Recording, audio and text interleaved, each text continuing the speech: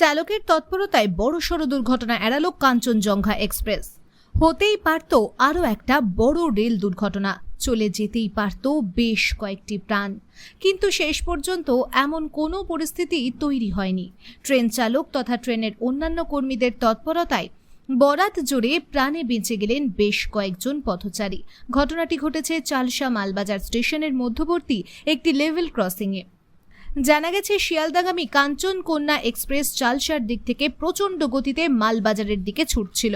এই পথে চা বাগানের বেশ ভিতর দিয়ে কয়েকটি রেলগেট রয়েছে। এমনই একটি রেলপথ সোনগাছি চা বাগান এলাকায়। দ্রুত গতিতে ছুটে আসা ট্রেন থেকে হঠাৎ চালক দেখতে পান রেলগেট নামানো নেই, অথচ সিগন্যালে সবুজ বাতি অর্থাৎ থ্রু পাস। রেলগেটের গার্ড পতাকা হাতে দাঁড়িয়ে না থাকায় চালকের সন্দেহ আরও বেড়ে যায়।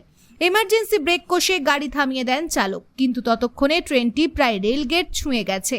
রেলগেট খোলা থাকায় সেই সময় প্রচুর বাইক, সাইকেল এবং ছোট গাড়ি পারাপার করছিল সেই লাইনের উপর দিয়ে। হঠাৎ ট্রেনের হর্ন এবং ব্রেকের শব্দে দুপাশে দাঁড়িয়ে পড়েন পথচারীরা। ফলে বড় কোনো দুর্ঘটনা ঘটেনি। প্রত্যক্ষদর্শী আজমত আনসারি জানাচ্ছেন, ট্রেন টানা হর্ন না দিলে আমরা রেল লাইনে উঠেই পড়তাম। এদিন ট্রেন থামিয়ে নেমে আসেন চালক এবং অন্যান্য কর্মীরা। রেলের ম্যানুয়ালে বলা আছে, এমন পরিস্থিতিতে খোঁজ নিতে হবে গেটম্যানের। অনেক সময় অসুস্থতা বা অন্য কোনো গুরুতর কারণে গেটম্যান সিগন্যাল না দিলে এভাবেই সেই রেলকর্মীর খোঁজ নেন ট্রেনের চালক ও গার্ড। কিন্তু গেটম্যানের ঘরে ঢুকতেই অবাক সবাই।